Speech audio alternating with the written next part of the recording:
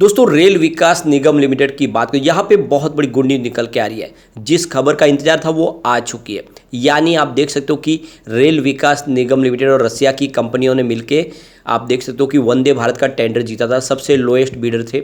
लेकिन ये मामला अटक गया था और इसके पीछे वजह थी कि दोनों कंपनियां अपनी ज़्यादा हिस्सेदारी बनाना चाहते थे। यानी आप देखें तो जो पार्टनरशिप में सबसे जो प्रॉब्लम थी बड़ी कि रेल विकास निगम लिमिटेड ने बड़ी हिस्सेदारी मांगी थी और रसिया देने को तैयार नहीं था, और इस वजह से पूरा मामला देखें तो अटक गया था और जो सिक्योरिटी डिपॉजिट जमा किया था वो भी नहीं किया था। लेकिन अब जो गुड न्यूज़ निकल के आ रही है कि ये मामला पटरी पे आ चुका है और कौन कितनी हिस्सेदारी रखेगा उसका भी फैसला हो चुका है। तो आगे आने वाले समय क्या फिर एक बड़ी तेजी की संभावना बनने वाली है, क्योंकि ये वंदे भारत का जो टेंडर अभी मिला इसके बाद बहुत सारी वंदे भारत आने वाली है और इसका 35 ईयर्स तक का मेंटेनेंस का काम भी कंपनी को मिलने वाला है। तो क्या इसका फायदा मिलेगा, आरवीएनएल को जानने की कोशिश करेंगे इस वीडियो के माध्यम से।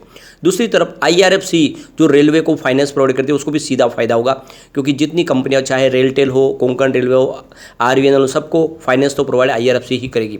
यहाँ पर भी दो बड़ी अपडेट है जिनको एक एक करके डिस्कस करेंगे और जानने की कोशिश करेंगे क्या इस समय आईआरएफसी में इन्वेस्टमेंट करना चाहिए।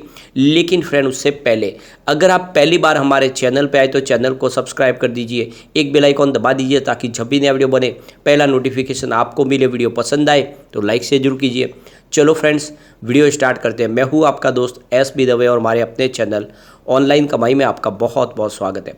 सबसे पहले आरवीएनएल की बात करें तो 119 पर आज की क्लोजिंग थी, जहाँ पे 0.29% की गिरावट देखने को मिली। अब इसके पीछे वजह की गुड न्यूज लेट आई, उसका असर बाजार में इस शेयर पे देखने को नहीं मिला। और वैसे भी स्टॉक ने बहुत ज़बरदस्त ऑलरेडी रिटर्न दे दिया है। पिछले एक साल में स्टॉक ने 286% का बम्पर रिटर्न दिया है। यानी जो स्टॉक 30 रुपये के आसपास हुआ करता था वो इस समय 120 के आसपास है और 144 की हाई बना के आ चुका है। तो बहुत ज़बरदस्त रिटर्न दे चुका है, बड़ा मल्टीबैगर साबित हो चुका है। और ऐसे में यहाँ पे थोड़ी सी प्रॉफिट बुकिंग की वजह से मामला दबाव का बना हुआ है। अब यहाँ पे आरवीएनएल की बात करें तो आरवीएनएल और रसिया की जो कंपनी है वो अब फिर से उनका मामला पटरी पे आ चुका है। तो रेल विकास निगम लिमिटेड और रशियन रेल इंफ्रा कंपनी देख सकते हो कि ट्रांस होल्डिंग ने आज देखें तो 18 जुलाई को ये अनाउंस किया है कि उनका जो जॉइंट वेंचर्स है जो वंदे भारत ट्रेन बनाएगा उसका है जो पूरा का पूरा फाइनल खाका तैयार हो चुका है। तो शेयर परचेस एग्रीमेंट दोनों के बीच में साइन हुआ, जिसमें आरवीएनएल और जिसने अपनी सब्सिडीज कंपनी बनाई है किनेट जो इस प्रोजेक्ट को आगे बढ़ाएगी। इसके अलावा देखें तो जॉइंट वेंचर से मेट्रो वेगन मास जो रसिया की कंपनी है। इसके अलावा इसमें 5% की जो एक स्टेक होल्डर हो रहे लोकोमोटिव इलेक्ट्रॉनिक सिस्टम भी है। तो इस नए एग्रीमेंट के तहत आरवीएनएल 25% की हिस्सेदार होगी इसमें। और आप देखें तो इसकी जो रसिया की जो जॉइंट कंपनी है मेट्रो वेगन मास उसकी 70% की हिस्सेदारी होगी और 5% की जो हिस्सेदारी होगी वो लोकोमोटिव इलेक्ट्रॉनिक सिस्टम की होगी। तो इस तरह से 100% के शेयर होल्डर बन चुके हैं, इसमें पार्टनरशिप है। तो जैसे कि आरवीएनएल पहले काफ़ी बड़ी हिस्सेदारी मांगे थे, अब वो तैयार हो चुके हैं, वो 25% की हिस्सेदारी लेने को इस समय तैयार है। तो ये देख सकते हो कि करीब 58,000 को भी इसका बहुत बड़ा कॉन्ट्रैक्ट है जो इनको मिला है। 200 वंदे भारत ट्रेन बनानी है और आप ये समझ सकते हो कि इसमें 120 जो वंदे भारत ट्रेन है वो स्लीपर ट्रेन होगी। फिलहाल जो ये एग्रीमेंट साइन है उसमें जो पुरानी जो ओल्ड टर्म्स कंडीशन है उसके हिसाब से ही इसको एग्रीमेंट को साइन किया गया है। तो यहाँ पे इस नए कॉन्ट्रैक्ट के तहत देखें तो 80 ट्रेन है जो 120 करोड़ रुपये पर ट्रेन के हिसाब से इनको सप्लाई की जाएगी। और इसका जो अमाउंटिंग होगा वो देख सकते हो कि करीब 9,600 करोड़ के आसपास रहेगा। और उसके बाद में और ट्रेनें आगे सप्लाई की जाएगी। 35 ईयर्स के लिए मेंटेनेंस का काम भी कंपनी के पास होगा। तो काफ़ी अच्छी गुड न्यूज़ है आरवीएनएल के लिए। वैसे आरवीएनएल की ऑर्डर बुक तो बहुत मजबूत है, लगातार इनके पास बहुत सारे ऑर्डर है। इस समय आप देख सकते हो कि आने वर्ष में उसको पूरा करना है, नहीं 2027 तक के लिए कंपनी के पास काम की कोई कमी नहीं। ऐसे में स्टॉक आने वर्ष में फिर से ज़बरदस्त दौड़ना शुरू होगा और ये निकट भविष्य में 1000 को भी टच कर जाएगा। तो लॉन्ग टर्म इन्वेस्टर के लिए बहुत ही अच्छा मौका है, इस समय आपको खरीदारी कर लेनी चाहिए, क्योंकि काफ़ी समय स्टॉक एक तरह से कंसोलिडेशन मोड में है और इस लेवल पर एंट्री की जा सकती है। चलते हैं हम आईआरएफसी की तरफ। 32.60 पर स्टॉक है जहाँ पे 0.31% की हमें तेजी देखने को मिली। वैसे स्टॉक ये भी काफ़ी दबाव में दिखाई दे रहा। 11 जुलाई को देख सकते हो कि इसमें 0.2% की गिरावट हुई थी। 12 जुलाई को फिर से 0.2% की इसमें रिकवरी हो गई, लेकिन 13 जुलाई को आप देख सकते हो 1.2% गिरा स्टॉक। 14 जुलाई को यहाँ पे आपको कोई भी अप डाउन देखने को नहीं मिलेगा, यानी फ्लैट क्लोजिंग थी। लेकिन फिर से 17 जुलाई को 0.2% की गिरावट हुई। आज इसमें देख सकते हो कि थोड़ी सी फिर से तेज़ी बनी है, करीब 0.31% की तेज़ी। तो स्टॉक एक तरह से देखें तो ये भी एक तरह से कंसोलिडेशन मोड में ही है, इसमें कोई बड़ी तेज़ी बन नहीं पा रही है और स्टॉक बड़े ट्रिगर का इंतजार कर रहा है। वैसे इसके रिटर्न को देखें तो पिछले 2 साल में इसने 40% का पॉजिटिव रिटर्न दिया है। अभी रिसेंटली इसका IPO है, 1 ईयर के हिसाब से इसका रिटर्न 60% पॉजिटिव है, लेकिन 6 मंथ के हिसाब से देखो यहाँ पे 1.24% की वापस गिरावट हो चुकी है। 3 मंथ के हिसाब से इसने 15% की शानदार तेजी फिर से बना दी है। 1 मंथ के हिसाब से अगर हम देखें तो यहाँ पे 1.06% की गिरावट है, और अगर 1 वीक की भी बात करें तो यहाँ पे आपको 0.85% की गिरावट दिखाई देगी। ओवरऑल देखें तो इसका प्रदर्शन काफ़ी अच्छा है और फंडामेंटली कंपनी बहुत मजबूत है, अपने बुक वैल्यू से स्टॉक नीचे है, और इसकी सबसे जो बड़ी बात है कि इसका 0 NPA है, क्योंकि सरकार इसकी सारे कर्ज की गारंटी लेती है और ये फाइनेंस लेती है दूसरी बॉन्ड्स के माध्यम से, चाहे ग्लोबल मार्केट से हो इंडिया के बाजार से, और उसको रेलवे को प्रोवाइड कर देती है, और मिनी रत्न इसको कहा जाता है। और सबसे जो बड़ी बात है, सिर्फ 37 एम्प्लॉयज़ के दम पे कंपनी चल रही है और इसका इसलिए खर्च बहुत कम है, प्रॉफिट के संभावना ज़्यादा है।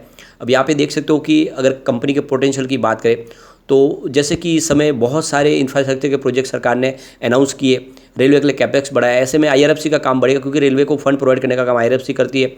तो ऐसे में आने वाले समय ये डेफिनेटली एक अच्छा रिटर्न आपको दे सकता है। तो 2030 तक का अंदाजा जो लगाया गया टारगेट का वो 60 रुपीज़ के आसपास है, यानी करंट प्राइस से देखें तो आपकी जो प्राइस है वो डबल हो सकती है। वैसे उससे पहले ये स्टॉक ऊपर जाएगा, लेकिन ये आप समझ सकते हो कि एक बेहतर रिटर्न की जो उम्मीद आप यहाँ पे कर सकते हैं, यानी एक अच्छी रिटर्न की संभावना बनेगी। तो इसमें लॉन्ग टर्म इन्वेस्टर के लिए काफ़ी अच्छा मौका है, आपको IRFC में बिल्कुल इन्वेस्टमेंट कर लेना चाहिए। अब यहाँ पे एक बड़ी गुड न्यूज और निकल के आ रही है, इरकॉन को 144 रुपीज़ का एक बड़ा ऑर्डर मिला है NF रेलवे कंस्ट्रक्शन जो मणिपुर की तरफ से। तो यहाँ पे देखो कि 17 जुलाई को NF रेलवे की तरफ से इनको यहाँ पे ये LOA साइन करके दिया गया है, जिसमें आप देखो कि 144 रुपीज़ का ये बड़ा प्रोजेक्ट है। तो इरकॉन इंटरनेशनल की तरफ से कहा गया है कि ये जो एक बड़ा इनको प्रोजेक्ट मिला है, जिसमें सप्लाई, इंस्टॉलेशन, टेस्टिंग, कमीशनिंग का काम होगा, जिसमें एक देखें तो इंटीग्रेटेड टनल कम्युनिकेशन सिस्टम बनाना है, ऑप्टिकल फाइबर केबल बिछाना है। तो रेलवे के लिए टनल्स बनाने का और ऑप्टिकल फाइबर बिछाने का काम इनको कंपनी को मिला है। तो ये देख सकते हो कि रेलवे स्टेशन जो जिरीबम और खोरसैंग रेलवे स्टेशन के बीच में ये पूरा टनल और ये केबल बिछाने का इनको काम मिला है, और इस प्रोजेक्ट को पूरा LOA साइन होने के 365 दिन के अंदर कंप्लीट करके देना है, यानी 1 साल के अंदर इसको पूरा प्रोजेक्ट को किया जाएगा। तो यहाँ पे देख सकते हो कि जिस तरह से लगातार प्रोजेक्ट आ रहे हैं उसका सीधा फायदा IRFC को होगा, कि जितनी रेलवे की कंपनियां उनको फाइनेंस प्रोवाइड करने का काम तो IRFC ही करेगी। ऐसे में रेलवे के जितने प्रोजेक्ट आए उसका सीधा फायदा IRFC को होता है। ऐसे में लॉन्ग टर्म इन्वेस्ट के लिए बहुत अच्छा मौका है, आपको IRFC में इन्वेस्टमेंट कर लेना चाहिए। फंडामेंटली कंपनी तो आप देख सकते हो कि बहुत ही ज़्यादा मजबूत भी है और उसकी प्राइस ऑलरेडी बहुत नीचे है। 2 बार इसने 37 की हाई बनाई, लेकिन स्टॉक बार बार नीचे आया है, लेकिन जल्दी यहाँ पे उस 37 की हाई को जो उसने तोड़ा, तो आप समझ सकते हो 50 को भी क्रॉस करेगा जल्दी, और फिर आने वाले समय ये 100 को टच करने की संभावना बनेगी। दूसरी तरफ अगर हम RVNL की बात करें तो बहुत ही ज़बरदस्त कंपनी है, मिनी रत्न से नवरत्न बन चुकी है। ऐसे में कंपनी को अब बहुत सारे प्रोजेक्ट लेने के लिए सरकार की रजामंदी की जरूरत नहीं, वो अपने लेवल पर ही उन प्रोजेक्ट को ले सकते हैं, क्योंकि वो अब नवरत्न बन चुके हैं, तो उनके अधिकार बढ़ चुके हैं। दूसरी तरफ देखें तो ये वंदे भारत का जो बड़ा एक टेंडर था वो भी अब यहाँ पे इनको मिलता हुआ दिखाई दे रहा है, जिसके बारे में बात चल रही थी कि ये उनके हाथ से चला जाएगा, लेकिन ऐसा हुआ नहीं। तो ये काफ़ी बड़ा प्रोजेक्ट है, और आप देख सकते हो कि स्लीपर वंदे भारत ट्रेन भी आएगी, तो बहुत सारे फायदे हैं। ऐसे में लॉन्ग टर्म इन्वेस्टर के लिए बहुत अच्छा मौका है, आपको इन दोनों रेलवे के स्टॉक में दाव लगाना चाहिए। ये आने वाले इसमें डेफिनेटली आपको मालामाल कर सकते हैं। लेकिन फ्रेंड, कोई भी इन्वेस्टमेंट करने से पहले अपने फाइनेंशियल एडवाइजर्स बड़े ले ले या अपना खुद का रिसर्च करें, क्योंकि मैंने वीडियो आपके एजुकेशनल पर्पज़ के लिए ही बनाया। वीडियो पसंद आए तो लाइक से जरूर कीजिए और चैनल को सब्सक्राइब कर दीजिए। Thank you friend.